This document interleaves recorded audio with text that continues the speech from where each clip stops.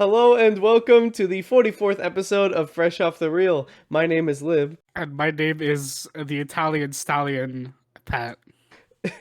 And today we're going to be talking about 9, 10 movies, like we got a good one here laid out for you guys. Today we're going to be talking about mainly Creed and Creed 2, two spin-off movies that take place in the same franchise as the Rocky movies. Yeah, and it's kind of hard to talk about Creed without talking about at least like the first three Rocky movies.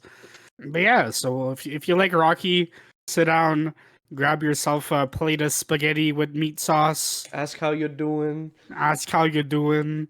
I can't remember seeing Rocky drink anything aside from water that was force fed down his throat. But grab yourself a bottle of water, I guess. Eggs, man, raw eggs in the first movie. Grab yourself a big old cup of eggs, and yeah, we're gonna have some fun for however long this episode is. Yeah, so let's talk cinema. But before we get into the thick of it, I'm sick right now. My throat is blocked and my nose is blocked, and I sound like a pig. Oink. Oink oink. All right, let's get into it. So I guess we'll start with talking about the first few Rocky movies. We're gonna blaze through this because we're mainly here to talk about Creed 1 and 2 because Creed 3 is coming out soon. I thought Creed 3 would be the last one, but Michael B. Jordan said it will not be. So Might be the last one for Sylvester Stallone though, but we'll see. Yeah, I think so. Is he confirmed to be in this No. movie? He's not in it. He's not confirmed to be in it. Okay. I don't know if he will be. He's probably in it to some degree. I feel like, yeah, okay, so yeah, but we're gonna get into what might happen in Creed 3 in a bit. But yeah, so Rocky is a 6-movie franchise titled Rocky 1, 2, 3, 4, 5, and 6. Nope, it's called Rocky Balboa. That's Come the on, last man. one. Don't you know that Balboa comes after 5 in the numbers? Come on, man. We learned this in pre-K. It's 1, 2, 3, 4, 5 Balboa, 7, 8. 7, 8, 9. Yeah, come on, man. Listen, all I'm saying is Sylvester Stallone took a couple punches to the head and he forgot how to count. But it's okay. I actually don't mind the title. Maybe in our hearts it's Rocky 6 because Balboa has 6 letters.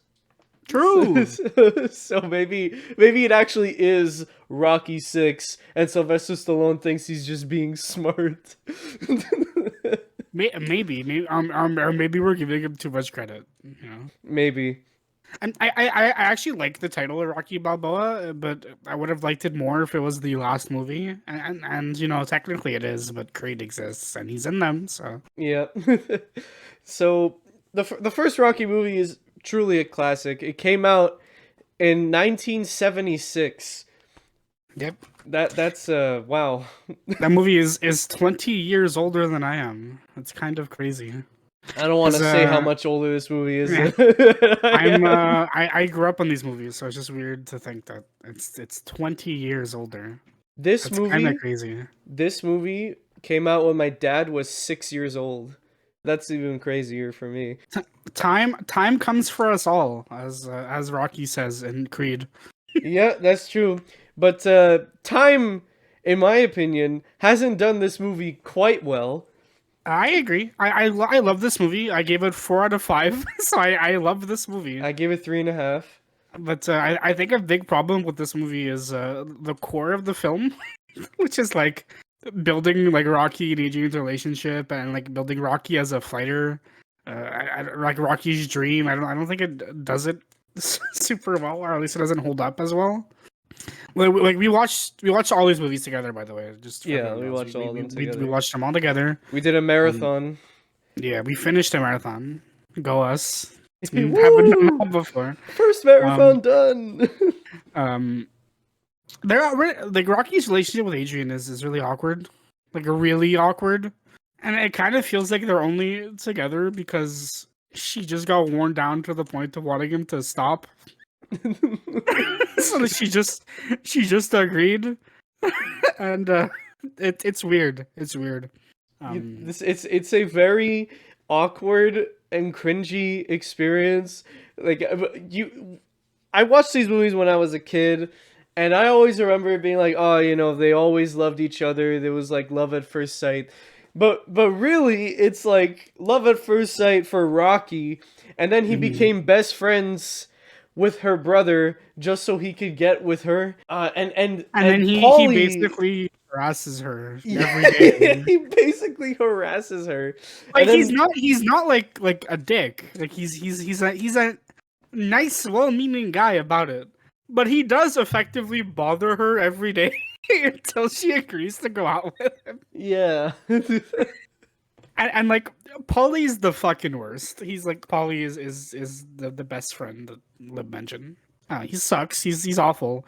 He's awful in all of these movies. But this first one is not really a good depiction of him. It's not a good introduction. Paulie is just this drunk asshole that hates everybody, hates his sister, abuses his sister, which we see in this movie, and never again. But Yeah. another thing we see in this movie and never again is that Rocky apparently is in the mafia. Mafia. Mafia.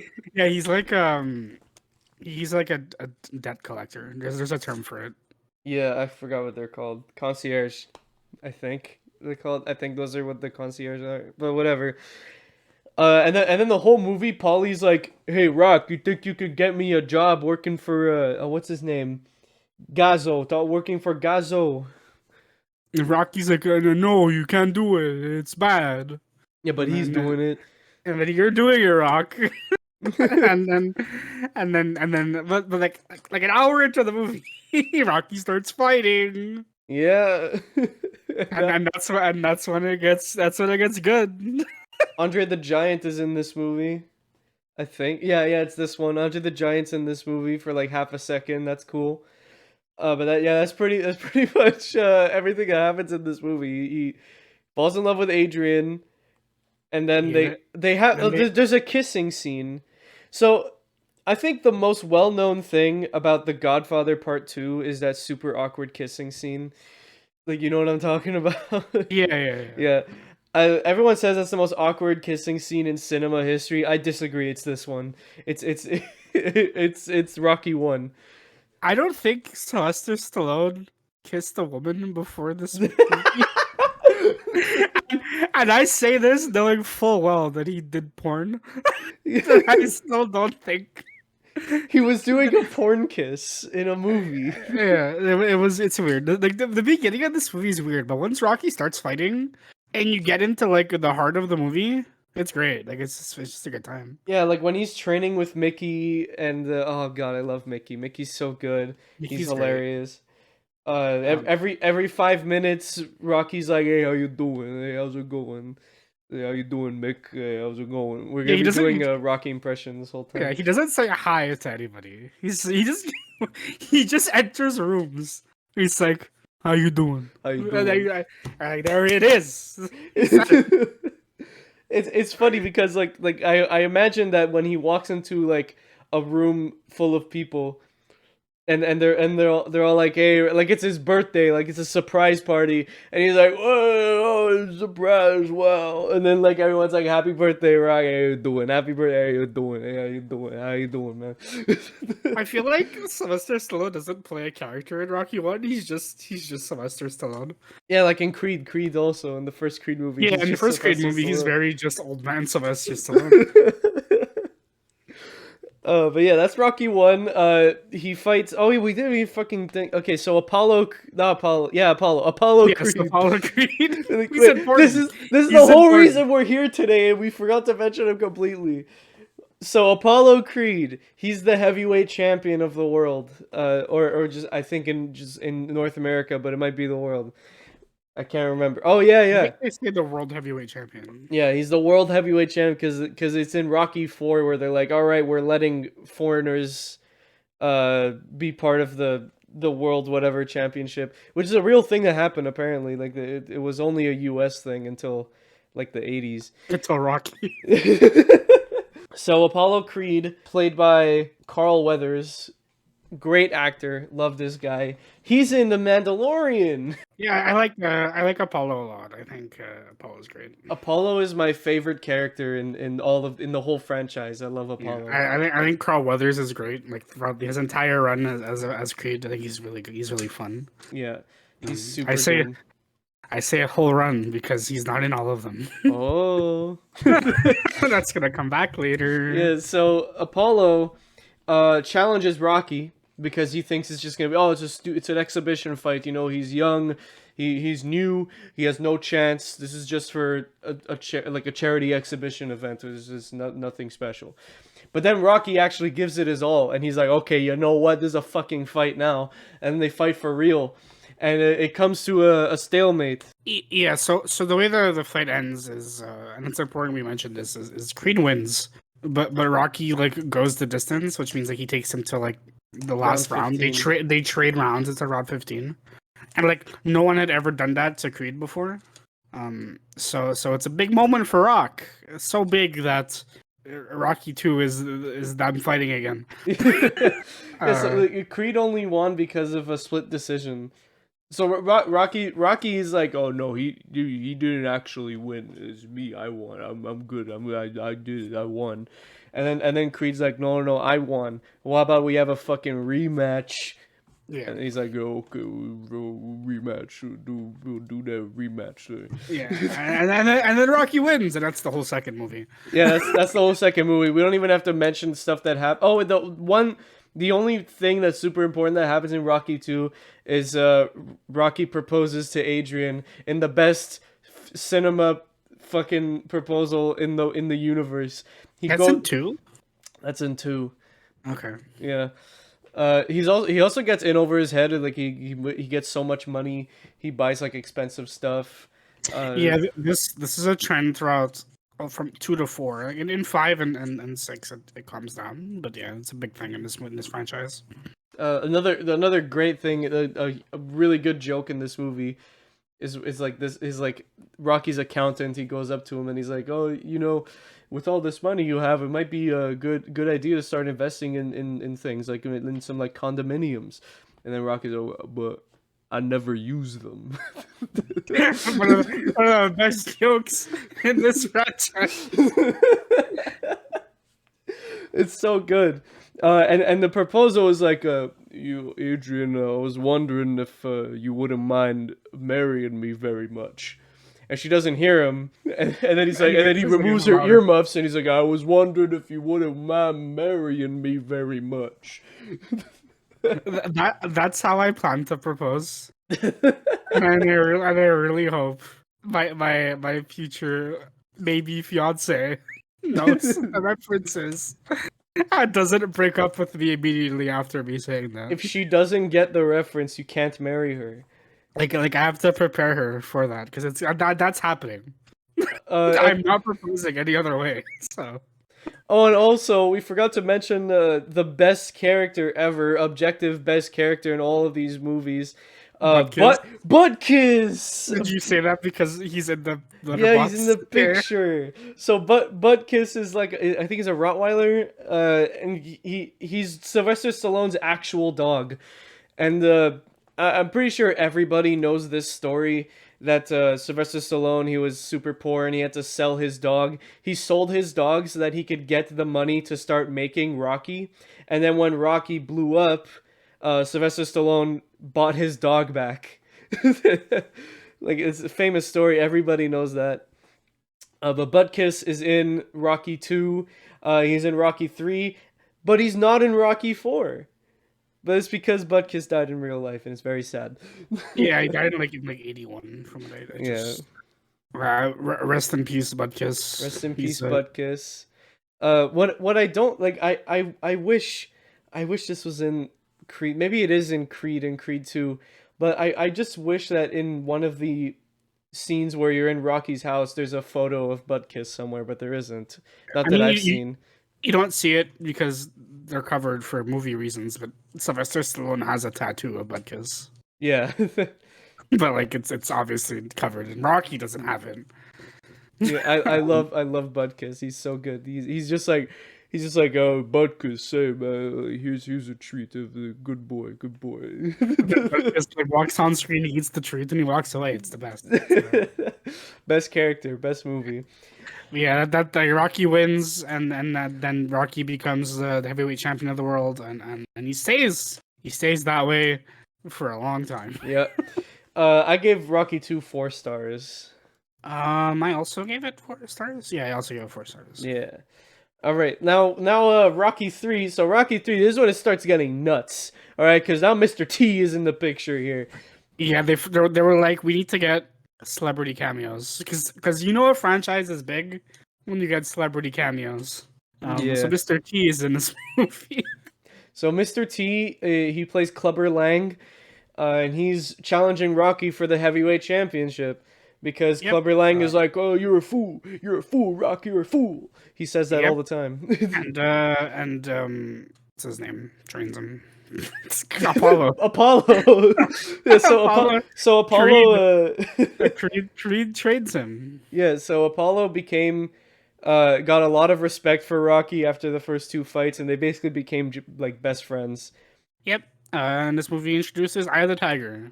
Let's have note. Hell yeah! It's like the best song ever made. And then this movie, one important thing from Rocky 3, because it comes up in Creed, is this movie ends like after Rocky wins because he has to win. Rocky and Creed have a third match that ends with like a freeze frame. It's very famous, extremely famous shot. We never know who won that fight until Creed, which is interesting. I need to know if we can buy like, you know, the freeze frame and then it becomes like a painting. I want to buy that painting. I don't know if anywhere sells that, but I need that. I need that in my room. I fucking love this movie. I think Rocky 3 is the best one. Yeah, I also gave it a 4. I think Rocky 3 is really good. My issue with Rocky 3 is it's like it's not even an issue. It's just, this one is just, like it's just a fight, right? Like it's just none of Rocky's like personal life stuff that's in like most of these movies. It's just, hey, we need to prepare for this fight. We're gonna train and then we're gonna fight, and that's the movie. Is this the one where Mickey dies? Yeah, Mickey dies in this one. Mickey dies of a heart attack. Yeah, that's why Creed is training him, because he needs a trainer. Yeah, so Mickey died because Mickey was like, Rock, you shouldn't fight Clubber Lang. It's a bad idea. He's a monster. He's a monster, Rock. He's gonna kill you. He's got the eye of the tiger, Rock. He's got the eye of the tiger. Then they fight, and then Mickey gets a heart attack in the middle of the fight. So they call a timeout, and the fight doesn't continue. But then Mr. T like keeps like intimidating him, and he's like, you didn't win. You didn't win nothing. You're a coward. You're a coward. That's my Mr. T impression. You think it's good? That's fine. And then they have the rematch, and Creed trains Rocky with the fighting style that Rocky really should have taught Creed. Yes, because the big thing about these movies is that like Rocky has a very distinct fighting style. He's a southpaw, which means he leads with his left hand, not his right hand. And everyone hates southpaws apparently because they're hard to fight. That's what Rocky says in the first movie. But Rocky is not fast. He's not quick on his feet, but he's very strong, and he throws like really bad punches. He likes to aim for like the gut area. That's his like secret weapon. That doesn't work on people like Mr. T, and especially only get to Ivan Drago. So in this movie, Creed and Rocky kind of develop this mix of a fighting that they're both fighting styles, and it's really good. It's really cool to watch. Creed should have taught it to Adonis, but I don't know why he doesn't. This movie has like the best training montage. It's got Eye of the Tiger is great. The only thing is this, I think this is the cheesiest Rocky movie. Yeah, that's what makes it good though. That's what makes it the best Rocky movie. Like, it is an 80s movie, so it's like cheesy. It's cheesy in like an 80s movie kind of way. So if you like that, this is great. If you don't like that, you're not gonna like this one a lot. Yeah, this movie's good. It's one of my favorites. Yeah, this one's my favorite of the whole franchise. The number one comment on Letterboxd for this movie is, "So Sly, what's your big idea for the third Rocky movie?" Well, I was thinking in this one, and then Stallone leans back in his chair and takes a drag off a cigarette. Rocky fights a really mean guy. Yeah, That's it's it. like because like in one, two, and four, the fights have like meaning. This one, he's just fighting Mr. T because Mr. T's an asshole. He's And just he's like, fighting Mr. T. You fool! You're a fool. I like how like I've not called them Clever Lang at all, but whatever. Interestingly, Clubber Lang is the only opponent that Rocky's ever fought that never came back. And never got a mention in any of the other movies. Even the ones he fights in Rocky 5 and 6 are at least mentioned in in Creed 1. But Clubber Lang's not mentioned anywhere. So They can't afford they can't to say afford Mr. Mr. T. T's name. But moving up to Rocky 4, this fucking Rocky on steroids, dude. Yeah, Sylvester Stallone is like really big in this movie. Like he's huge. I think Rocky 4 is Rocky at his peak physical condition. I also think this movie has the best fights. Yeah, this movie has the best fights, and this movie has my favorite locale because we finally go away from Philadelphia because he trains in Moscow. Yeah. Yeah. And it's really cool because like he trains in the snow in this like really like not urban, in this really rural area, and he gets trained by Creed's trainer, like the guy that trained Creed in Rocky 1 and 2. What was his name? Starts with a D. I think Duke is Duke. Duke. Yeah. Yeah. Yeah, because Duke Jr. Okay. Yeah. And Duke's an important character. He'll come up in the Creed movies. Really sad, very sad moment. Apollo Creed dies in this movie, which is super important. You need to keep this in mind, like everybody, keep this in mind. Apollo Creed dies in Rocky 4 versus Ivan Drago. Like Rocky 4 is like the setup for it's Creed. The penultimate Rocky movie. Yeah. Then but it's like it's really good. I like Ivan Drago like a lot. I think he's like the worst actor, but he's great at being this big like physical threat, you know? He's better in Creed 2. Oh yeah, he's definitely but he's also like like 50 years older. 50 years. No, okay, maybe not 50, but like I mean he's came out in 85, like in 2020. Wait, hold on. I just clicked on because the actor who plays Ivan Drago's name is Dolph Lundgren.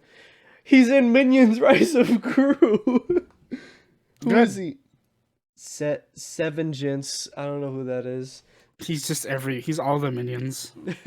He's also in Aquaman. Who is he? King Nerys. But yeah, Ivan Drago is probably the strongest opponent that any of these in any of these movies. Like Ivan Drago is definitely the strongest opponent. Like even his son couldn't beat him. I think Prime Drago beats Prime Drago Jr. Like I remember his name. Yeah, I can't remember. But yeah, that's gonna come up a lot by like especially in the next movie, Rocky 5, and Rocky 6. This movie and the Creed movies are a lot about like legacy and like going forward they're going to be a lot about legacy and a lot of questions because you know these are sports movies at the end of the day, and a big thing about sports is you know athletes get older and then they retire and then you know. The next generation comes in, but the question will always linger if a prime X can beat whatever the current like big athlete is, and that's a thing here too. You're gonna see a lot of questions about if Prime and Rocky can beat Rocky 6 guy. You can't remember his name, but like the thing is in this movie, I think this is the most unrealistic Rocky movie because there's no way he wins this fight. Rocky 4? Yeah, there's Rocky 4. There's no way he wins this fight. Like he wins in the end, but I can't get how. That here's the thing, right? Between Rocky and Drago, is realistically speaking, Drago hits Rocky like a couple times, and Rocky's on the floor. Yeah. Drago overpowers him like 10-1. But Rocky at this point is faster, and that's the only reason he walks away alive. Because Drago just beats his opponents by beating them down, and Rocky just was a mismatch for him. I guess is the logic that the movie takes. I definitely see a version of this movie where Drago wins. Yeah. Because Drago is a monster. He's the biggest threat in this franchise, and the fact that Rocky wins is kind of insane. He only wins because like Rocky's whole thing in all these movies is he gets back up. He's like a stamina fighter where if he can't overpower you, he's gonna outmatch you in stamina, right? Yeah. But I think Drago just he doesn't win. like to outpace Drago, you need to get your shit kicked in, and he does. He gets ruined in this movie. So it's the fact that he wins is kind of crazy. Yeah, I think because while we were watching this movie, we were saying because both Rocky 3 and Rocky 4 are revenge stories. Because the only reason he wants to fight Clubber Lang is because he blames him for killing Mickey, and the only reason he fights Ivan Drago is because Drago killed Creed, and that's something that Rocky could have prevented. Which is another thing that'll come up later. At any point, because Rocky was the one training Apollo for the Drago fight, and at any point Rocky could have thrown in the towel because he was noticing that Creed was losing. He was dying, for real. Like literally, he was dying. But like he was like, I'm gonna throw in the towel. I'm gonna throw in the towel. Creed's like, no, don't throw in the towel. I could do this. He shouldn't have listened to him. He should have just thrown in the towel. And that's something that'll come up when we talk about Rocky, when we talk about Creed 2. And I think like the main reason why he fights Drago in this movie is not really just like revenge, like, oh, you killed Creed. It's not just that. It's also that he blames himself for Creed's death as well, and he's trying to prove that it was a mistake and it wasn't his fault. But he proves the opposite because he takes down Drago. So this will come up later, so keep that in mind too. Rocky 4 is a very important movie for both Creed movies. Before we move on to Rocky 5, because I want to delay the inevitable, do you think a hypothetical prime Apollo could have beaten Drago? Just a hypothetical question. A prime Apollo Creed, could he have beaten this version of Drago? I think so. I think he could have. I think so. Yeah, I think he could have because in his prime, he was the quickest. He's basically Muhammad Ali. Like he's the Rocky version of Muhammad Ali. And I think he could have beaten Drago. You know what? Let's pose our audience. So there's a new feature that Spotify has implemented, where you can pose like a question on the podcast episode, like a poll. Let's try it. So anybody listening to this right now, I don't know how this poll thing works. I'm gonna figure out while I'm editing this episode. But do you guys think that prime Apollo Creed could have beaten prime Ivan Drago? Yes or no? Let's make a poll about that. Let's see what you guys think. And if you're watching on YouTube, then I guess leave it in the comments. Let's try out that new feature. I saw it like last time when I was uploading the episode. I was like, oh, you can make a poll now. This is cool. I think it's like my reasoning too is just like Rocky straight up like says, like, a Rocky who beat Drago says that Creed was a better fighter than him. Yeah.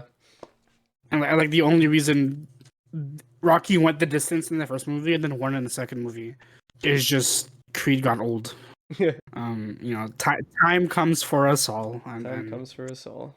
Speaking of time coming for us all, Rocky 5. Rocky 5 is, so can we skip it? TLDR, this movie doesn't matter like basically at all, honestly, because this movie is about Rocky training the next generation, the next Rocky. except he turns out to be an asshole who gets swept up in the fame and the glory and the money, and then he gets to his head, so he ditches Rocky, and then they have a street fight, and Rocky wins because he's Rocky.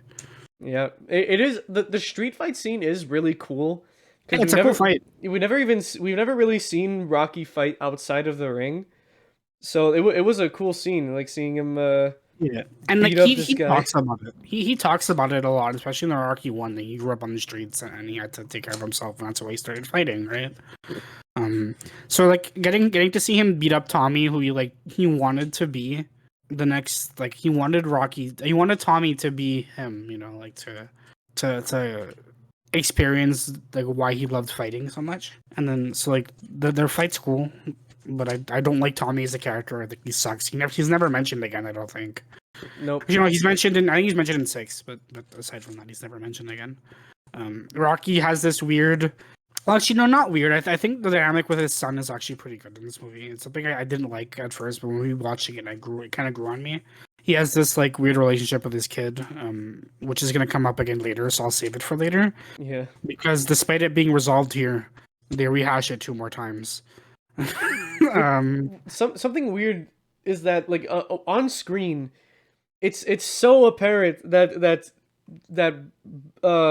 Rocky and his kid just have no chemistry, but that's Sylvester Stallone's actual son. Like it's his name's Sage Stallone. That's his actual son that was playing as Rocky's son, but they have no chemistry on screen. They were so awkward.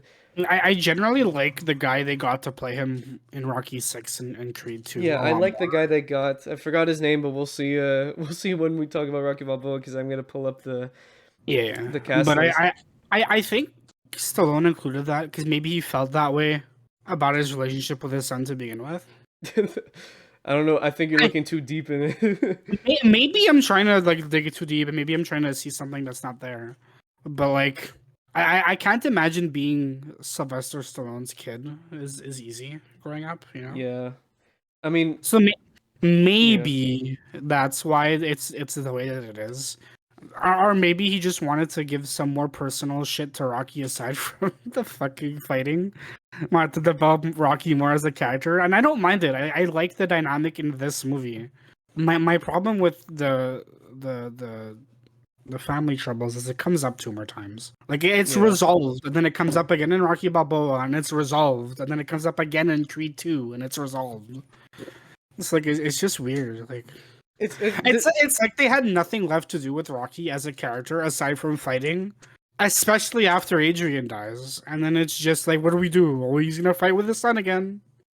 And it's kind of lame the 3rd time you go through the same arc. Of Rocky's son is tired of living in his shadow and he hates him for it and blah blah blah.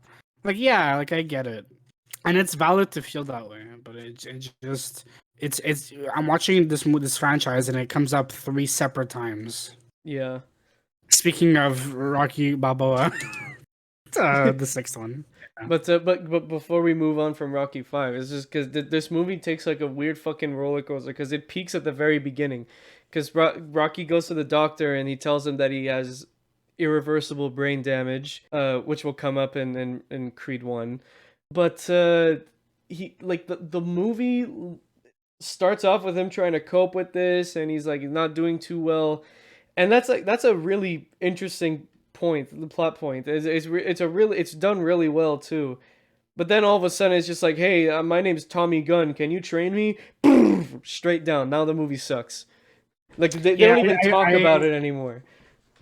I really don't like Tommy Gunn. Yeah, he's a bad character. He's just a bad character. And clearly no one else did either, because he's not even mentioned as part of Rocky's like legacy. They treat, because Creed is about Rocky training Adonis, and they treat Adonis and Rocky training Adonis as this huge thing. They're like, oh, Rocky finally comes out of retirement and takes on a new student. And like, granted, it's been like 20 years, real time, and also like in universe. But like, Tommy Gunn was a thing. I think Rocky 5 might have been retconned. No, I think it's still there. I think it's just My headcanon explanation is Rocky's just embarrassed and doesn't want to talk about it. I guess, yeah. Well, now we can move on to Rocky 6, which came out in 2006. So we went from 1976 to 2006. This is a big gap here. Sylvester Stallone obviously is human, which means he physically aged, and you could see it in Rocky 6 for sure. Yeah, I didn't remember him fighting in this movie. Yeah, So, he fights in this movie. he fights in and this he movie. So wins. It he makes no wins. sense. Which again, he shouldn't have. I think like he shouldn't have fight Drago. He shouldn't have won against Drago because Drago was a machine. He shouldn't have fought this one. And granted, they build up the current heavyweight champion as this guy who like he's only a champion because he won a bunch of easy fights and no one's ever challenged him physically. So that's why Rocky wins. But realistically, like Rocky should not be able to throw a punch at his age anymore. But yeah, so this movie, a few things happen that are pretty important. So mainly, Adrian passes away. She dies of cancer off screen. We don't see it. Yeah, she's already dead by the time. Yeah, she's already dead. Paulie is still alive, but who cares really? Hey, you notice how we haven't mentioned Paulie at all since Rocky I 1? was just despite about him to say being that. in every movie. Yeah, Paulie sucks. But Paulie does have a pretty funny joke in this movie because there's a few scenes where Rocky goes to all the places where him and Adrian used to hang out, and they go to the skating rink that was in the first movie. And Paulie says, "Ice is stupid, and people standing on ice are even more stupid." I think it's funny, but you know what else is stupid? You're stupid. Leave and never come back, and that's exactly what happened. He's dead in Creed 1. God, I hate him. He's the worst. He also reminds me of someone I know personally who I don't like. So anyway. Name drop. Who is it? No, I'm not doing that. Yeah, and then some other things. He opens a restaurant called Adrian's, which is an important set piece later on. And he retires from fighting for the 4th time. Yeah. And it's for real, seriously, 100% real this time. No. Yep. Totally real this time. Another really cool thing. I remember watching this movie when I was younger and not liking it. But now that I'm older and I'm an adult and I watch this movie, I really like it now. You know, I enjoyed it a lot more on this revisit. This is a movie. This is a more personal movie than all the other ones, I think. You really get in Rocky's head in this one, and you kind of like he's learning how to live his life because Rocky's stuck in the past, right? You know, his wife, who was his entire life aside from fighting, is gone. His kid doesn't talk to him in this movie because of reasons I mentioned briefly earlier. He was tired of living in his shadow and wanted to live his life by his own merits, which is fine.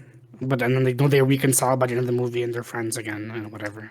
And then Rocky's like shown all these simulations on can Prime Rocky fight this heavyweight loser?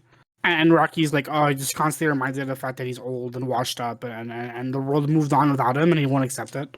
So he fights one last time. And I think it's a very like a sweet story. One of the reviews from my friends on Letterboxd is like this movie is designed like a Best Picture movie, or it's designed like Oscar bait, I guess, and I kind of see it. Like, yeah, it kind of is. I see that. But it's fun. It's a fun movie, and it's a lot more enjoyable than I remember it being. But it also doesn't reach the same highs as like the better movies, and you know, it's somewhere in the middle. Yeah, the opponent in this movie, his name is Mason Dixon. He doesn't really like add anything to the whole story. Like Pat said, he's just this guy that was like, oh, he never fought a real fight. He is the heavyweight champion, but he got there because he was rigging the fights and everything. And later on, like we'll see in the 2 Creed movies that these movies start making commentaries about the current boxing world, that it's all rigged and like stuff blah blah blah Daredevil. And this movie started with this guy, and Rocky only came in just to prove that there has to be real skill in the boxing world, but it makes no sense. He has no reason to fight. He shouldn't have fought. He's in no physical condition to be fighting, and he wins. It makes no sense. But another thing in this movie, they introduced this character, well, reintroduced this character, Sweet Marie. Yeah, because she's this girl who like lived in Rocky's neighborhood growing up. In the Like, first movie. In the first movie, she comes back in this movie, and they have a weird fucking relationship. Yeah, in this one. she has a son named Steps, and Rocky hangs out with Steps a couple times, and Marie and Rocky kind of have this like weird, kind of romantic thing going. It's like a father-son relation, father-daughter relationship that gets weirdly intimate. Yeah, and then she kisses him before the fight. And then we never see her again. Like, that's her last scene. We never see her again ever. And she's never mentioned in the Creed movies. I don't know why she was introduced. Like, was it just to give a fall for Rocky? I feel like it's just they needed Sylvester Stallone to share the screen time with somebody because it's too sad otherwise, and Paulie sucks. Yeah. That's pretty much Rocky Balboa, Rocky 6, whatever you want to call it. Now we're getting into the main event, Creed. So remember the last Rocky movie, 2006. Creed came out in 2015 as a huge surprise to Rocky fans all over the world. When I saw the first trailer for this movie, I was like, "Oh, that's cool. Wow, it's a Creed. This kind of sounds like like Apollo Creed." And then they show Apollo Creed, and then they show Rocky. It's like, holy shit! It's a sequel. They're doing it. Keep in mind, by this point, Sylvester Stallone was like pushing 70. Yeah, I think he's like 75 or something now. So he was like in his mid 60s by the time Creed 1 came out. He was probably Creed 2 came out. He was 70. So like he's old and it shows. Let's see. Right now he's 76. Yeah. Yeah, I think I remember Balboa being a lot sadder just because I watched this guy I grew up with be an old man, like a sad old man, and then this movie kind of brings that back. But he's not a sad old man anymore. Now he's a happier old man, and he's cute. And he does the old man walk. You know the one. It's funny, and then I like Sylvester Stallone a lot in general, but I think in these two Creed movies, he's really really good. Yeah, he portrays a good old man Rocky very well. Oh, I just want to look something up real quick. Okay. Okay. Because I wanted to confirm because I looked up is Sylvester Stallone in Creed 3. I'm gonna read what I found because this is kind of sad. All right, here we go. In an interview with The Hollywood Reporter, Stallone opened up about why he will not be starring in Creed 3. As it turns out, Stallone decided not to return as Rocky because he was not happy about the direction that Creed 3 was taking. Okay.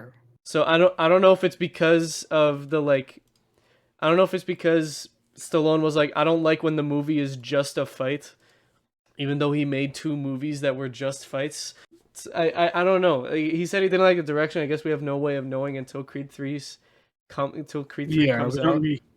Maybe they were also like taking Rocky into a direction he didn't like, the character into a different direction he didn't like.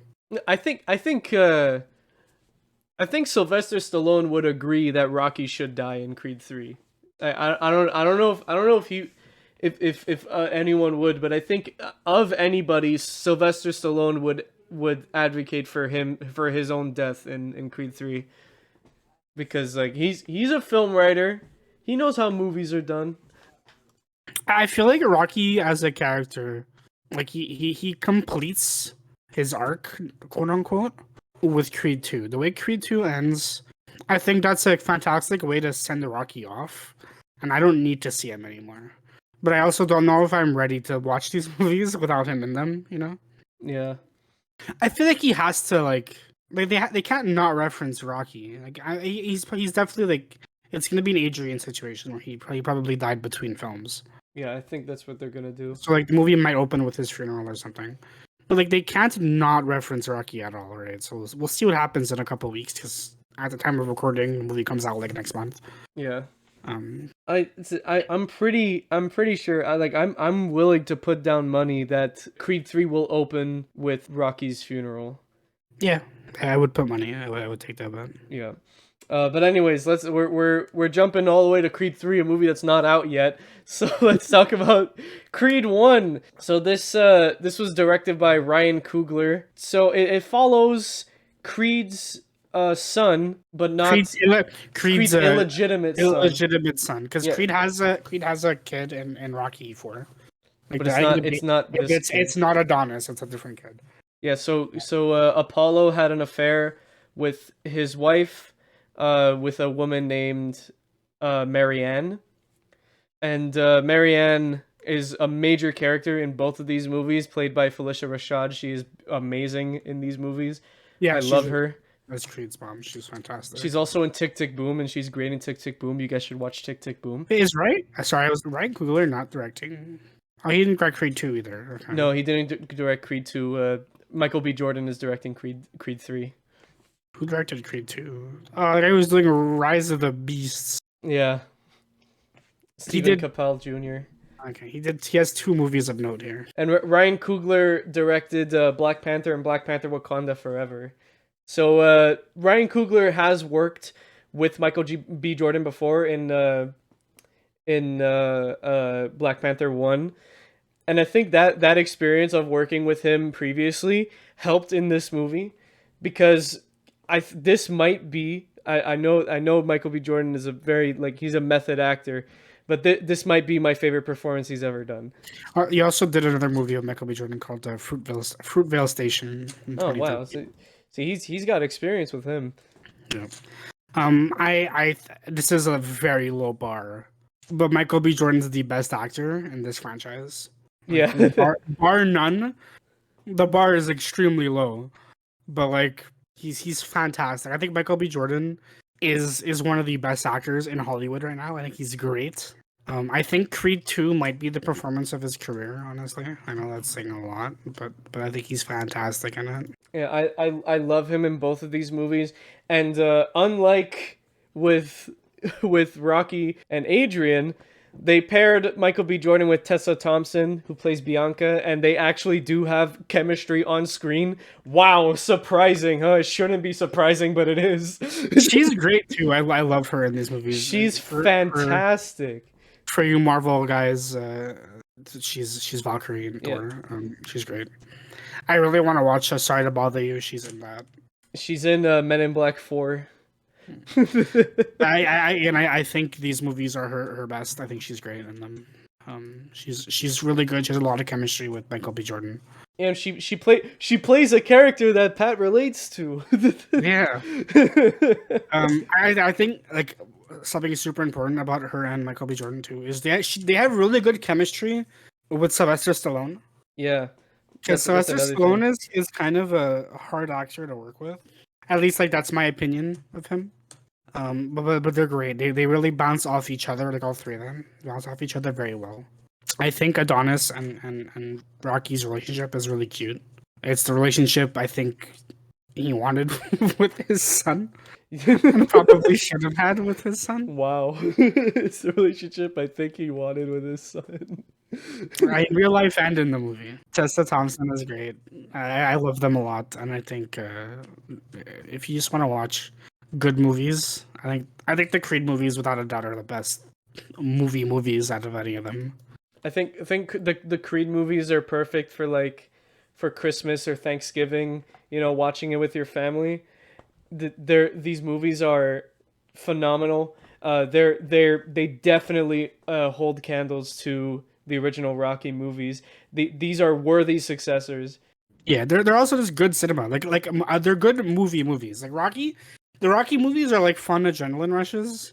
You kind of just, they're popcorn flicks. You kind of put them on, but the Creed movies are just genuinely good cinema.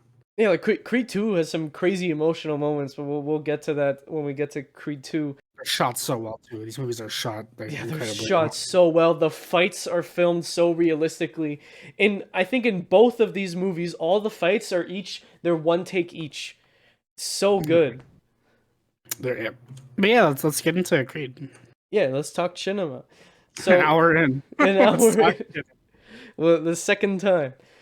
So Creed 1 really just revolves around Adonis, and he's trying to make his name in the boxing world, and he figured the best way to do that is to seek out his uncle, Rocky Balboa, famous boxer, who's been retired for like 30 something years. Since the first time he said he was retired, maybe 35 years ago. But he came out of retirement 4 different times. He's coming out of the no. He said he was done in Rocky 3, then he came back, and then in Rocky 4, that's 2 times, and then Rocky 5, and then Rocky 6. So this is the fifth time. This is the fifth time he comes out of retirement. But this is hopefully the last time he comes out of retirement. But he doesn't come out to fight. He comes out to train Adonis. Yeah, Adonis's shtick, like his old man and like Rocky is they're like a natural born fighter. Whole life they were fighting. Creed obviously never met Apollo, because by the time Creed was born, I'm gonna whenever I say Creed going forward, I'm referring to Adonis, by the way. Yeah, we're not gonna be, whenever we bring up Apollo, we'll say Apollo. So Creed never really met Apollo, and like doesn't exactly have a high opinion of him at the start of the movie, aside from the fact that he's a really good fighter. And he grew up watching these Apollo's fights, but specifically the fight with Rocky, and that kind of inspired him to quit his job at the start of the movie and just go full on into being a boxer. But no one will train him. Duke Jr. won't train him. Nobody else will train him because he's unknown, right? By the way, Duke Jr. is Duke's son. Yeah, who's like Duke Jr. Like, does he own the gym that Apollo? Yeah, he owns Apollo's gym now. Yeah, and he won't train Creed because he's not ready. That's the constant thing. He's not ready, and I think part of it is also doesn't want Creed to die the way Apollo did. His mom doesn't want him fighting, but goes against everyone's wishes, goes against what probably would have been smart. And he goes to Philly to see his old friend, old pal, old Uncle Rock. Yep. And he is so good in these movies, Sylvester Stallone. Yeah. He's so cute. Like I don't want anybody to hurt him. Like these movies, more than any of them, I think like Sylvester Stallone is just being himself as a 70-year-old man, He's just passing his wisdom to Apollo, no, to Adonis. Because you definitely feel the Rocky still wants to fight. He still wants to get in there, and like he can't. Like it's not even a shouldn't. By the time Creed comes along, he can't do it anymore. And getting to see like Creed fighting and then kind of reigniting the passion in Rocky's eyes is just really cute. When you're first introduced to Rocky in this movie, he's I don't want to call him a decrepit old man, but he's just a very sad old man. By this point, he has literally nothing left. His son moves to Canada, right? Like Vancouver. Yeah, he moves to Vancouver. His son's gone. Paulie's dead. Thank God. Adrian is still dead, obviously. Like Rocky's routine is just like staying in the restaurant until very late at night, like just doing menial tasks. He should probably be paying someone else to do, just because he has nothing to do anymore. There's this really like, it's a very quick and you blink and you miss it line when Bianca and Creed go over to Rocky's house for the first time, like as a couple, and Bianca makes dinner for the three of them, and Rocky's like, oh, food in here doesn't look like this anymore. Usually it just looks like something with sauce all over it. And that's kind of like Rocky's Italian, so he eats pasta. But also, it's like a sad, like lonely guy statement to make, and I want to give him a hug, Yeah. I want to have dinner with Rocky. I want to have a steak with him, And I think it's nice to see like Adonis come into his life, obviously because he wants Rocky to train him, right? But he stays in Rocky's life, like he becomes a part of everything, not just the fighting. He helps out here and there at the restaurant. He when Rocky gets sick, spoilers, he's there throughout all of it, right? Like Rocky's like getting treatment and Creed is with him by his side the whole time. And they just have a really, really cute, good relationship that I think Rocky should have had with more people in his movies.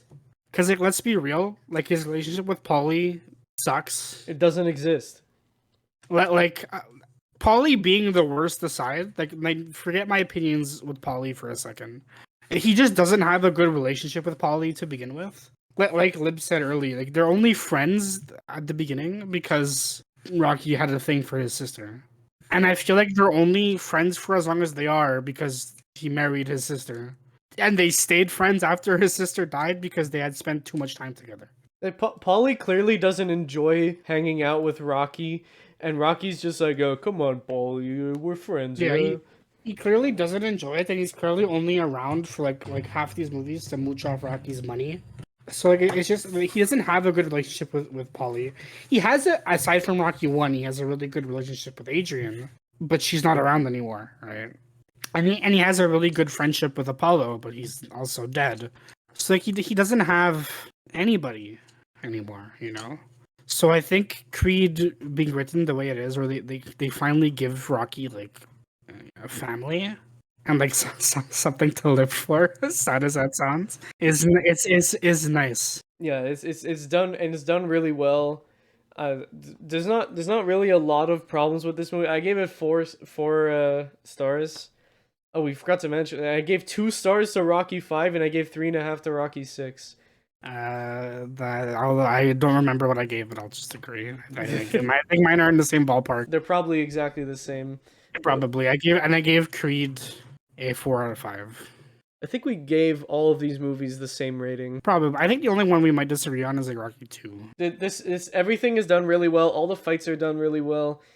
The acting is top notch for the most part. Sylvester Stallone. And well, listen, I think Sylvester Stallone gives the performance of his career in this movie. But the bar is extremely low. But I think Sylvester Stallone does a good job. I think this is a really good drama. Yeah, it's a good drama. It's a sports movie at its core. Obviously, it's about boxing. But I think this is a really good personal drama.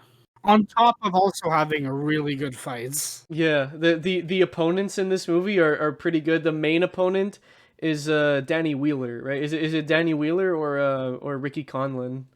Isn't Danny Wheeler the guy Duke Jr. is training? Yeah, don't they end up fighting? They fight, but he's not the final. Oh yeah. It's Ricky Conlon. Ricky Conlon's the opponent. So Ricky Conlon is similar to Dixon from Rocky 6, and the only reason he's at the top is because he's been rigging fights, and he only picks fights with lower rank fighters, and then he just knocks them down on during the he has fun with them on the first round, and then the second round he knocks them down and he just wins automatic. Yeah, this movie, because I don't think any of the other Rocky movies even touch upon this, but like this movie does, or I should say Rocky 2, Creed 2 does. But when you're the heavyweight champion, you are required to participate in title matches every like X amount of time. Yeah, if not, then your title. Yeah, it doesn't matter who you fight. You could fight anybody as long as you're defending your title. So these guys just fight, easy opponents that are in their weight class, just so they can defend the title, and then they just keep it, and they get it easy until Creed comes along, basically. But Creed wasn't even doing it to win the title. I think Creed just wanted to fight, and he wanted to do it outside of his father's shadow. And he doesn't get to he his name, because when he's first introduced, he goes by, what's his name? It's Adonis Johnson. Adonis Johnson, or Donnie Johnson. Because his last name is Johnson because I guess he always thought his last name was John. I forgot. No, I think he says it because he doesn't want any affiliation with Creed. Yeah. He knew who his father was. He just doesn't want any affiliation with him. Like in the fighting world, right? But like halfway through the movie, it gets leaked that Creed is a Creed, and he doesn't really get to do it on his own merits anymore. Yeah, I think it's really nice that that his like when he gets his shorts, it says Johnson on the back and Creed on the front. But I think it should have said Creed on the back and Johnson on the front. It should have said Creed on the back and Johnson because that would have symbolized he's looking back from the Creed name, and he's looking forward to the Johnson name. he's building a name for himself, not building But I on think top of his dad's legacy. that's like done on purpose though, because like the fight is set up in a way that like he had to go by Creed officially, or the fight doesn't happen. Yeah, I think that in Creed 2, because like the movie's called Creed, but like I think in Creed 2 we should have seen a little bit of like him not being okay that he's being the champion is named Adonis Creed. Like I think it would have been fitting for his character if he fought for the Johnson name and not the Creed name. But it does make sense because near the end of this movie, he does gain a respect for his father that he didn't have before. So he's probably okay with it now. That plot point is, I guess, it's the thing is, it happened, right? He can't go back. But I do like that his shorts in Creed 3, because in this one we talked about it. In Creed 2, I think it's it says the same thing. It doesn't, or it just says Creed. But in Creed 3 they say Adonis Creed. He has Adonis on the front. Yeah. So that's a step. It's not Apollo Creed's son. Apollo Creed's son. Yeah. That's what everybody's Also, saying. not a plot point anymore. Like he's over it. And, Yeah, he's over it. He did make his name for himself, I guess, in Creed 2. So, but it wasn't about that anymore. About fighting for something he believed in.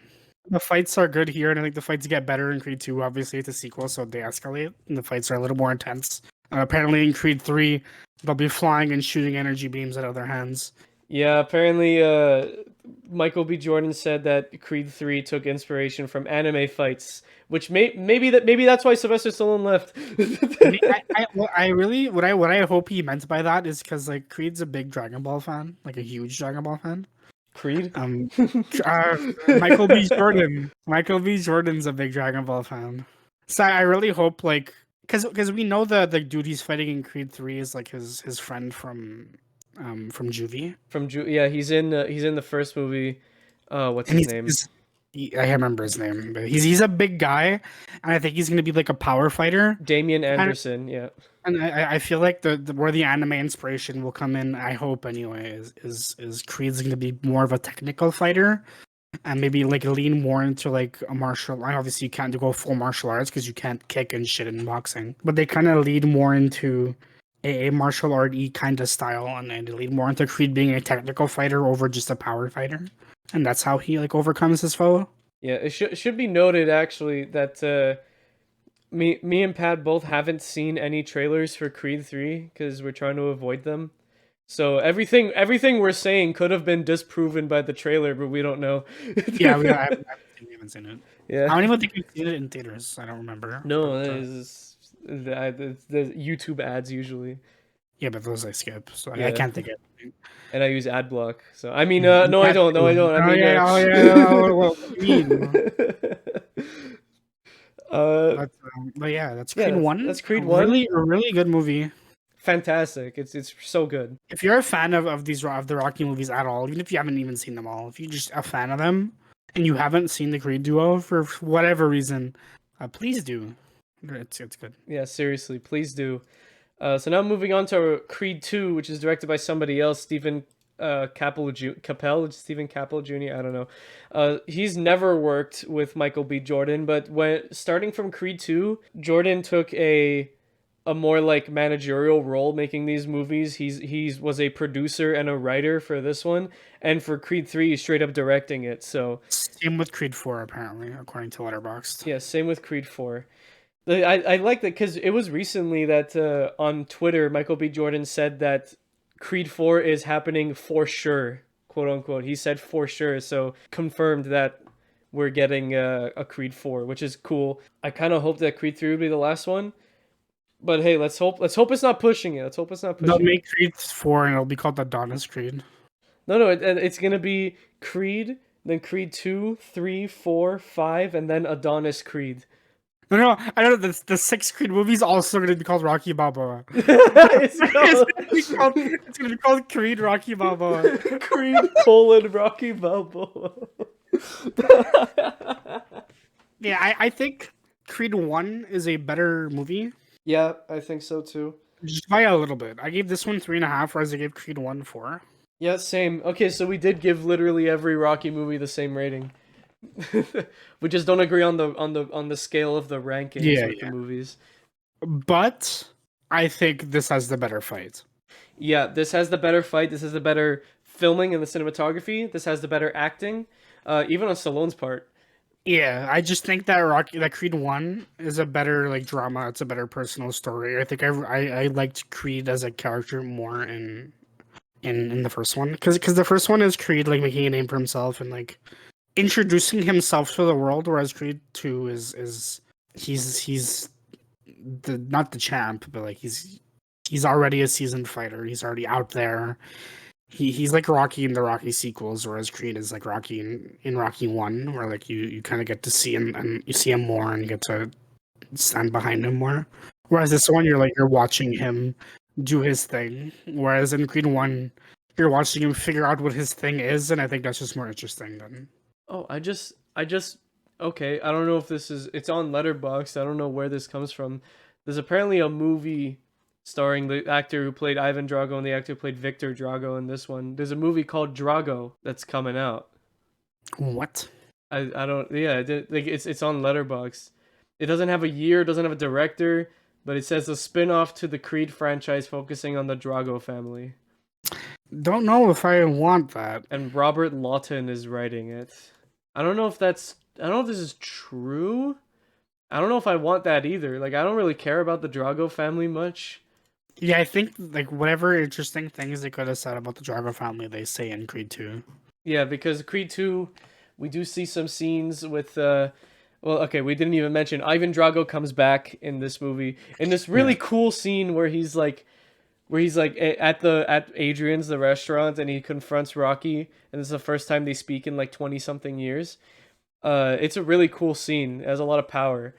And it's because Ivan has been training his son Victor and Victor wants to fight Donnie. So that's the main opponent in this one is Victor Drago, and the fight is amazing, man. Yeah, you get the Creed versus Drago rematch, and you kind of they delve into like the family history because like after Drago lost to Rocky, he was like shunned completely in Russia or wherever he is. Russia. Yeah, right? and his wife left him. His wife leaves him. He's like he lost everything. He lost everything because of that loss. So like Drago wants revenge, and he's kind of using his son as a tool, and you kind of get to hear some of his son's thoughts about it during like that dinner party scene. Dinner party scene. Yeah, this movie is a dinner party scene. Yeah. And then Creed wants. This is where the movie kind of loses me a little bit because Creed wants revenge too. Yeah, he shouldn't need revenge. Like the whole point of the first movie is he wants to come out of his father's shadow, right? And then now you're taking this revenge fight for who, right? It's not for you. You don't care, right? It's not for him. It's not for his father. It's not for Rocky. For Rocky because Rocky is against it. He refuses the first time they fight because and then it's not for Apollo. What does Apollo got his revenge in Rocky winning, right? Yeah, Creed only does this because he's just trying to prove that he's as strong as Rocky or as strong as Drago. But he has nothing to prove. He has nothing to prove. He has everything to lose. Yeah, he pays for. Yeah, that's exactly what Rocky says. This guy's nothing to lose. You have everything to lose, right? Yeah. And obviously, like this bites him in the ass because he gets his shit completely manhandled in the first fight. And then obviously, like the second round has more cause for Creed to want to do it because he has to one defend his title and two he kind of goes out like a loser, so he needs to he has to get that respect back, right? So like the second fight obviously makes more sense because they actually build into that one, but the first reason for them to fight is dumb.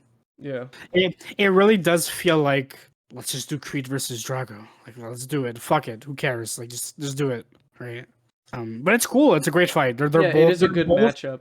They're both really, really good fights. The two times he fights Drago in this movie. Oh my god, we didn't even mention. Because in Creed 1, we forgot to mention the cancer. Right, Rocky has cancer. Oh yeah, I mentioned Rocky being sick, but we didn't even. We just kind of glossed over it. In Creed 1, Rocky goes to the doctor and he tells him he has cancer. And at first Rocky doesn't want to do treatment because Adrian did treatment and she still died. Yeah, it's the same cancer that Adrian had. Yeah, so he doesn't want to do it. He just wants to live his life, whatever he has left, with Creed. but Adonis convinces him to do the treatment. So he does the treatment and everything. Now, if you fight, I fight, and then they again. That's where we get into the really cute like Adonis has training in the hospital with Rocky, but also like Adonis stays by Rocky's side the whole time. We also didn't mention the training montage where they, instead of running up the steps, they run to Rocky's house, and like Rocky's home and he's sick and he looks outside and Creed is there and he's hopping, he's doing the jump. It's a really cute moment. We mentioned the montage for Rocky one either. Now that I think about it, Oh my god, the yeah, step, we didn't even. the Okay, steps. I guess it's it goes without saying, like, if you know anything, if you know one thing about Rocky, it's the scene where he runs up the steps. Yeah, it's one of the most famous scenes in film. Like everyone, if you even if you've never seen Rocky, you know what we're talking about. You know, it's a monument in Philly. People to this day still run up and then jump. I need to do that one day. I need to do that. I have to. Rocky's statue is in Philly, not in the same It's spots, at the but like bottom of the it's there. steps. It's at the bottom of the steps. No, it's a huge thing, and obviously this movie does have a scene at the end where they go up the steps. But they just walk up because he's old and he's slow. Okay, one step at a time. I didn't quit. You're not quitting. Again, it's really cute that they go up together. Yeah, that's it. That's at the end of the first Creed movie. Yeah, and then this movie, Rocky is still sick, but it doesn't affect him as much. Yeah, because he's doing the treatment. Yeah, they still do. They kind of use it as a way to like Creed like says it to write Rocky out basically, because obviously when Creed accepts the fight with Drago, Rocky's not happy and he's like, I'm not gonna support you dying like your father, right? Like I could have stopped your father from dying. I'm gonna stop you, or I'm not gonna participate. And a good contrast to that, when they fight, Victor and Donnie, Donnie only wins because Ivan throws in the towel for Victor because he's losing so badly, and Victor's like, it's better to quit now than to wait to see how much worse it gets later.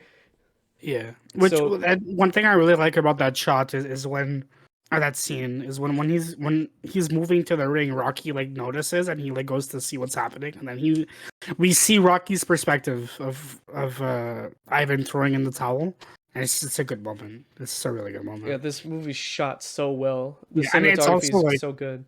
a good contrast because earlier in the movie, Ivan is like, winning is everything. I don't fucking care what you have to do to win. You're gonna destroy him, and we're gonna get back that respect that we lost, that I lost, right? And he's like, I'm a loser, but you can win, you can get us back to the top. And then like he sees, like he goes from like not caring about his son on like on an emotional level to being like, you know what, maybe I do need to put my son's health and my son's life at first, Yeah.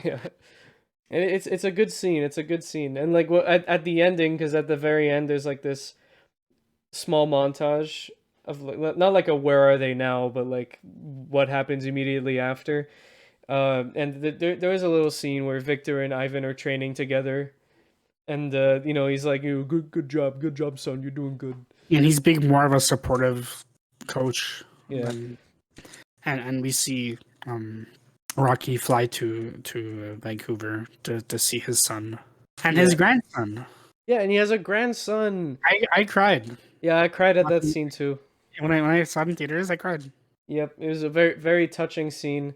You look just like his mother. Oh my god. And he does. He looks just like Adrian. It's Yeah, he does kind of look like it, like for real, like that. Yeah, the actor looks like The actor looks like um what's Talia Shire. That's it, Talia Shire. And the son is the same actor who played him in Rocky Balboa. I think he looks a lot like Sylvester Stallone too, so yeah, it works out. Yeah, but this is not Sylvester Stallone's actual son. That was only in Rocky No, 5. This is an actual actor. Yeah. Wow. That's what I said. Wow. I like the face Sylvester Stallone makes when his son invites him in, because you get that sense that like Rocky was waiting like a long time for that that hug. And another thing that's really nice, like that was two parts of the ending. The other part was Adonis actually goes to his father's grave, and speaks to him like how Rocky speaks to Adrian. And he introduces Apollo to his kid, because they have a kid in this movie. We forgot to mention. Yeah, they have a kid, and like, and now suddenly like Creed has something to lose now, so he can't die and do to his kid what happened to him. You know. We didn't mention this. We forgot to mention this. I alluded to it in a joke, but Bianca has hearing loss. She has progressive hearing loss, and this movie is like near the end. She's like near death, basically. Yeah, she's probably gonna be fully deaf in Creed 3, and we're gonna probably see Adonis learn sign language, which is gonna be adorable.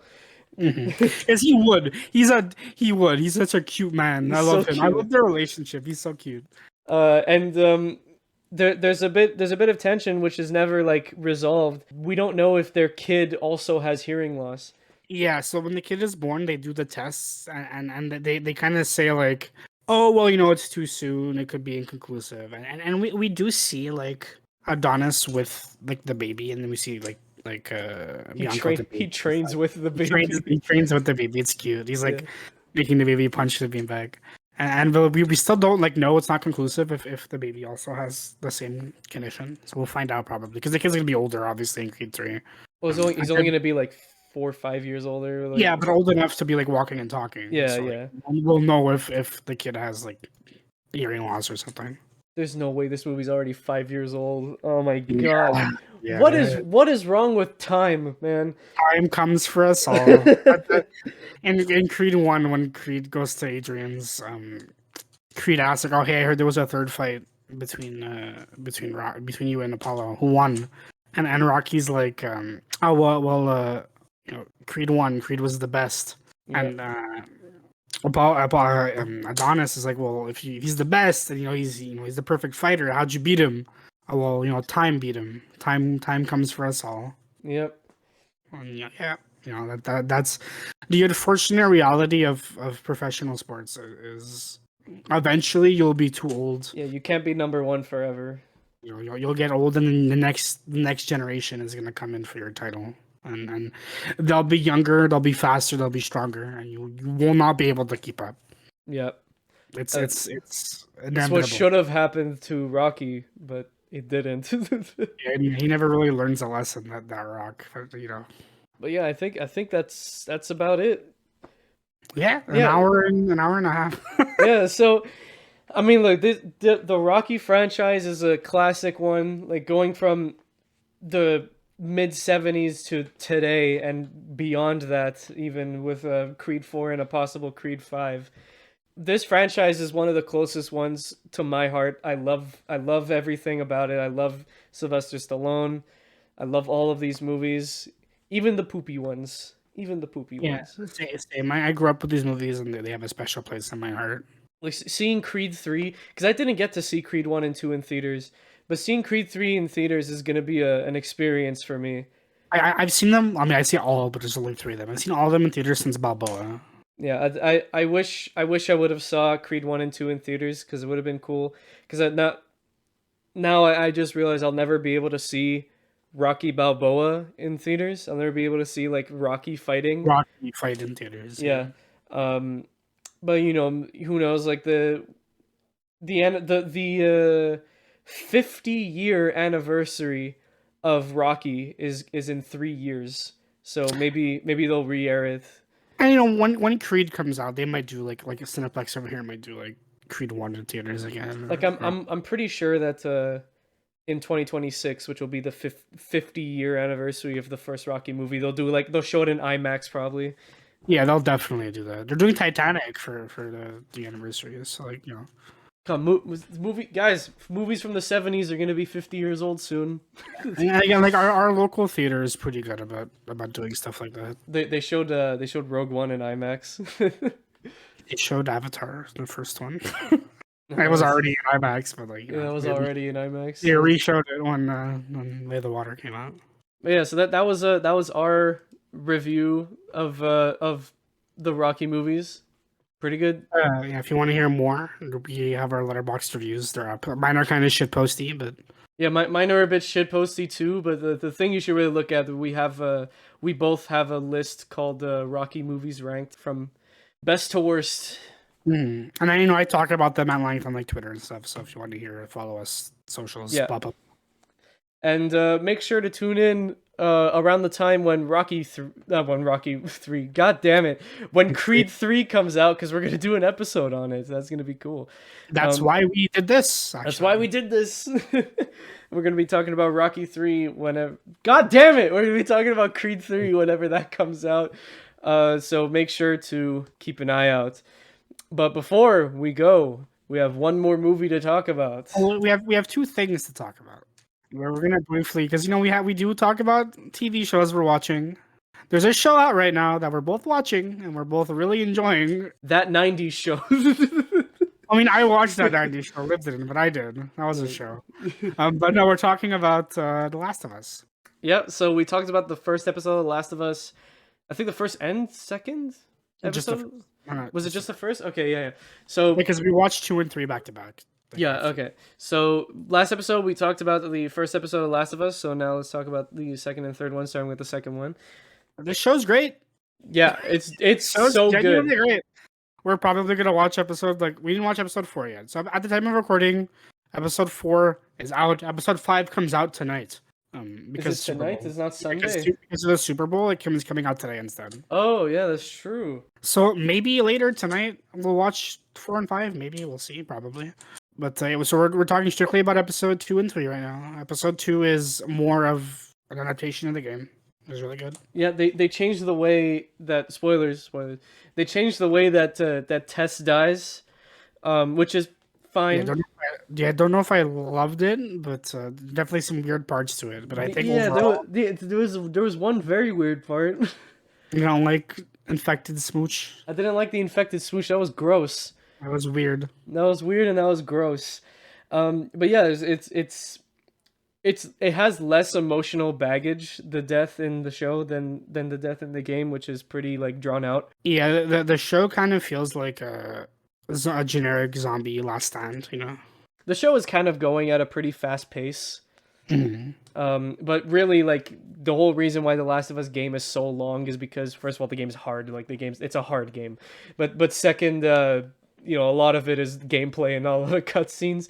So, yeah, this show kind of gets rid of all the video gaming aspects, which will come out at length in episode 3. But yeah, episode 2 is really good.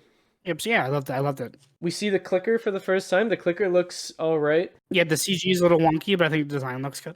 Yeah, the sound design's great. The sound for this whole show is so far top notch.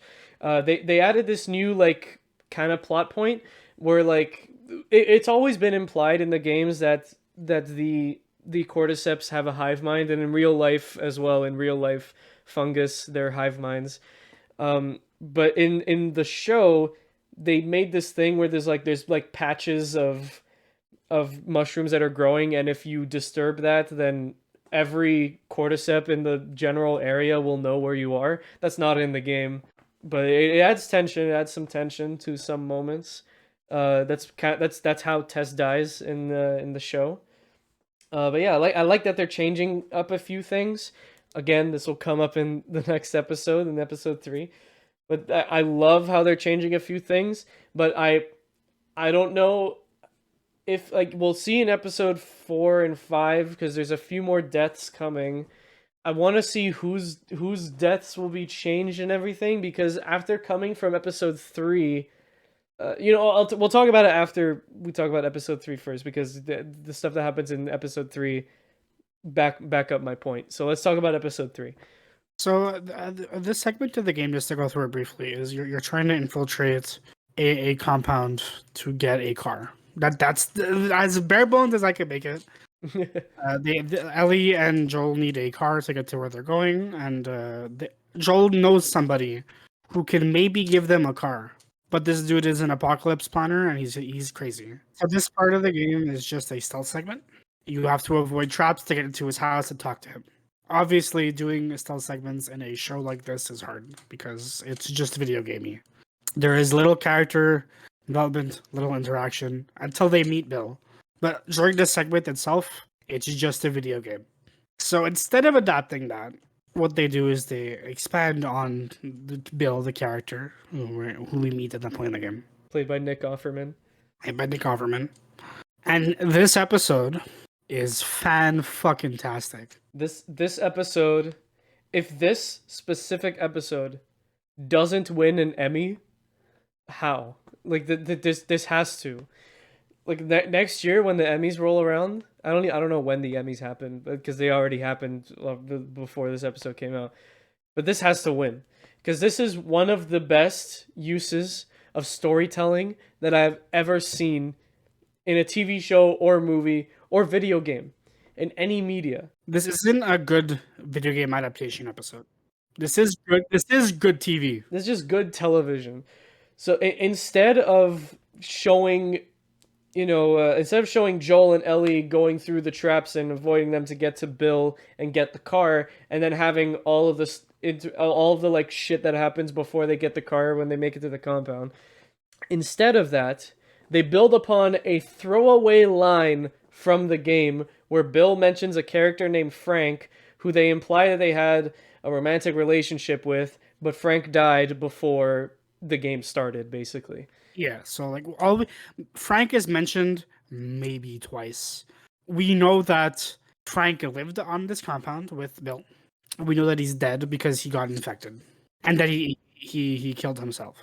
In the show, what they did instead was they dedicated the whole episode to Bill's entire arc, like right from the beginning of the apocalypse to when Joel and Ellie make it to the compound.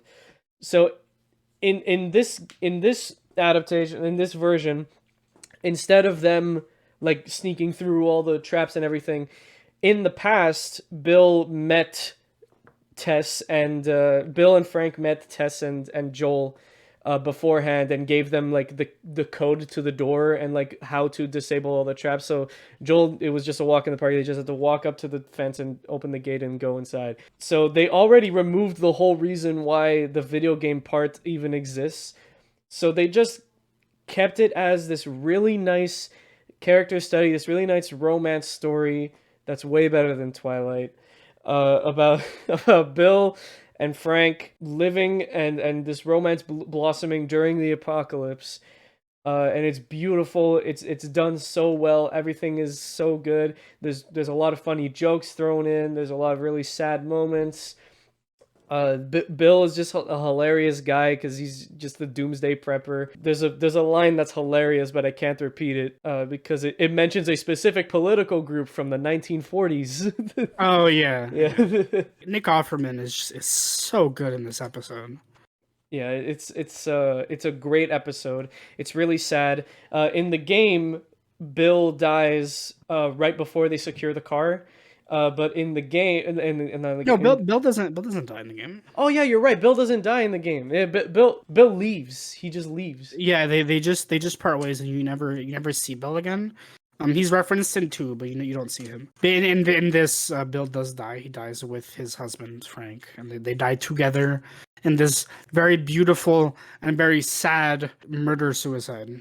They Romeo'd and Juliet'd themselves. And it's just so good. It's so good. It's so good. It's one of the best things I've ever watched. Yeah, it's one of the best pieces of TV I've seen, and the fact that this is 90% original content and it's this good, I have hope for the rest of the show. Yeah, it just makes me even more excited. But the fact, because like it's okay that they killed off Bill, because after that segment in the game, he's never mentioned again. Yeah, long term, he doesn't matter. They get the car anyway, and they get the car in the show too, and they leave, right? But without, I'm gonna say this without spoiling anything, because I know there's some people who haven't played the game, and there's some people who are watching this show and have never heard of the game.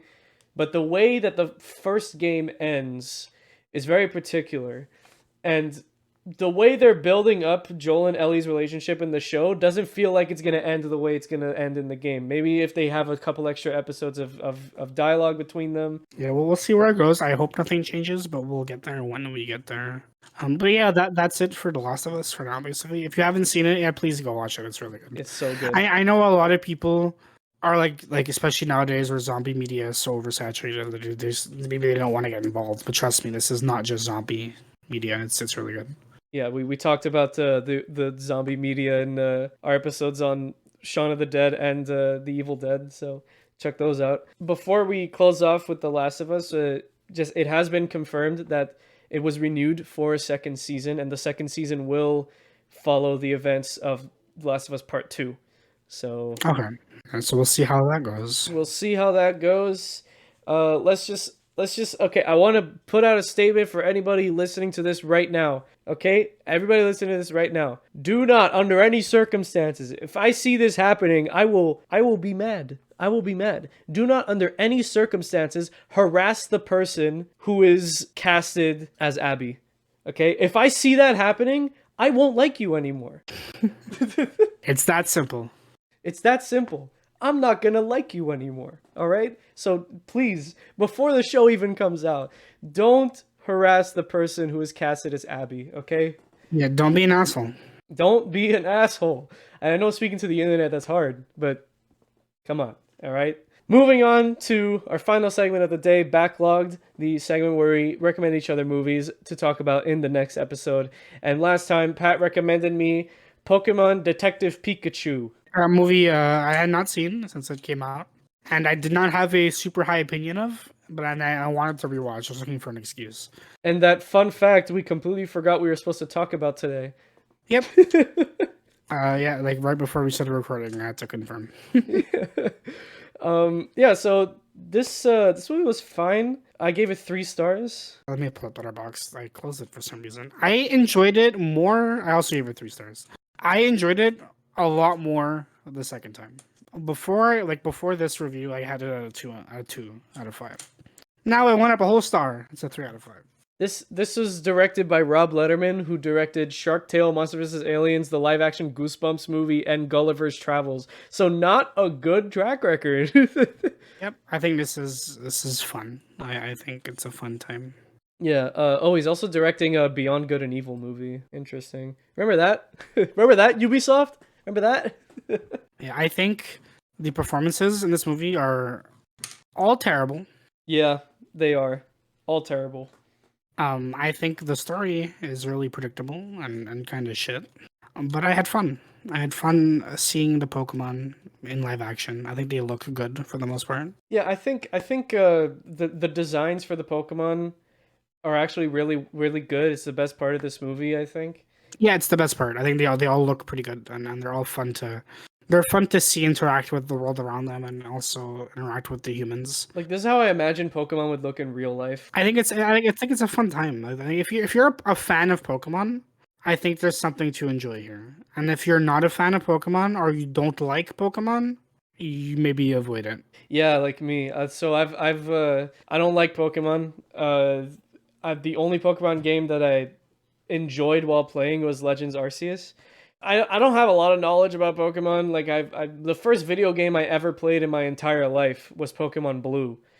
I never beat it, and I don't know a lot of info about Pokemon, but you don't need to know a lot about Pokemon to watch this movie. It explains pretty much the gist of it. All you need to know is that there's trainers and they catch them and they use them to battle, but that's not even mentioned in the movie. Yeah, this movie takes place in a original area where Pokemon and humans live in harmony and battles aren't really a thing. Just some underground battles, but that's to be expected. Yeah, it's just a mystery movie that's not done very well. If you want a mystery movie, go watch Knives Out. Yeah, it's not a really good mystery. I think the twist, quote unquote, is really It's obvious. stupid, it's dumb.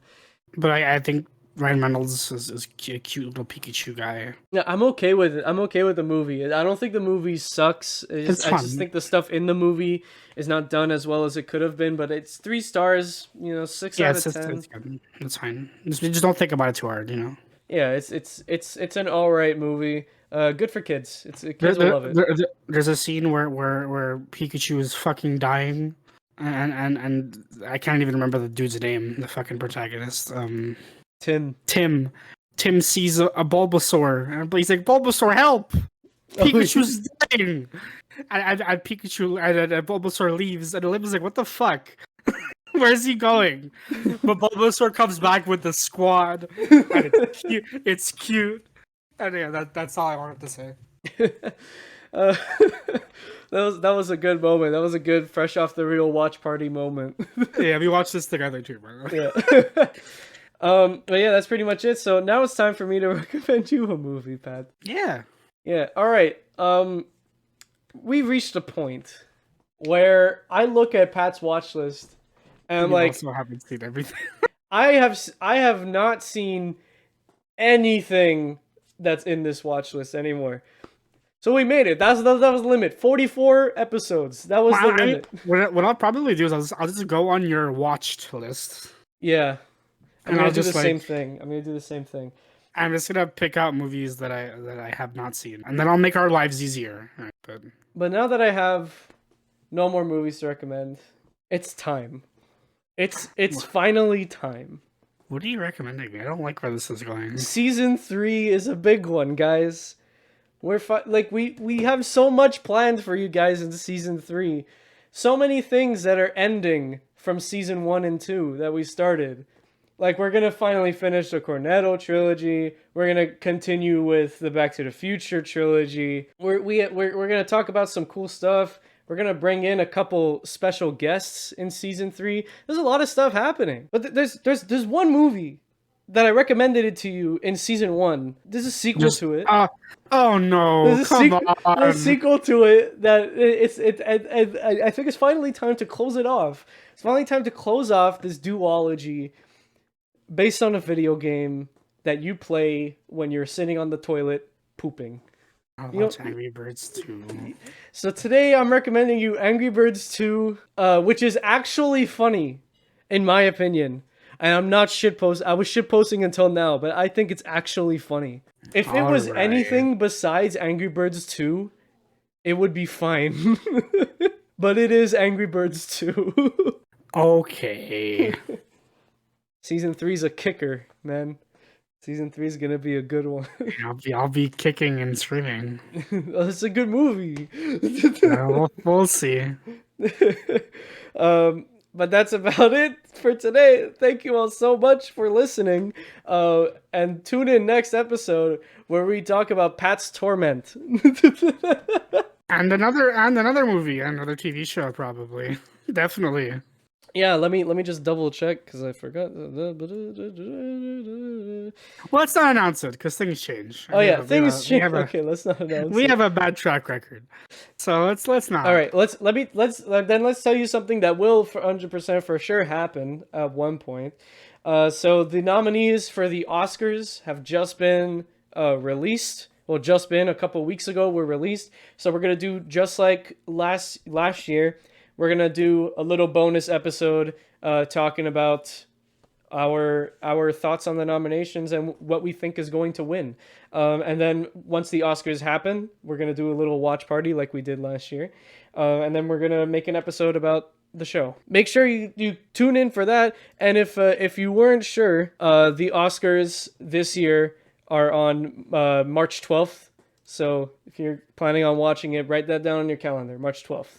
So our episode on the Oscars is probably going to be like right after that. Yep. So stay tuned. There's more to come. I know the schedule has been kind of wonky right now because, well, let's all congratulate Pat first of all. He got a new job. Congratulations. Yeah, I got a new job, and that's taking up a lot of time. But yeah, but it's good. It's a good job. You know, it's good. Yeah, we'll get back in the swing of things hopefully soon. Yeah. Yeah. But with that being said, thank you all so much for taking the time to listen. If you liked this and you want to see more, then make sure you never miss an episode again by following us on Spotify and subscribing on YouTube and following us on our social media accounts, Instagram and Twitter, which you can find on the Linktree, linktr.ee/FreshOffTheReel, no spaces, no caps. There you will also find a form that you could fill out to recommend us a movie or a TV show, and we'll take that recommendation, we'll watch it, and we'll make an episode about it. So if you want to let us know what you want to see on the show, make sure to fill out that form or just tell us in the comments. And with that being said, we'll see all of you in a theater near you. Goodbye. Goodbye.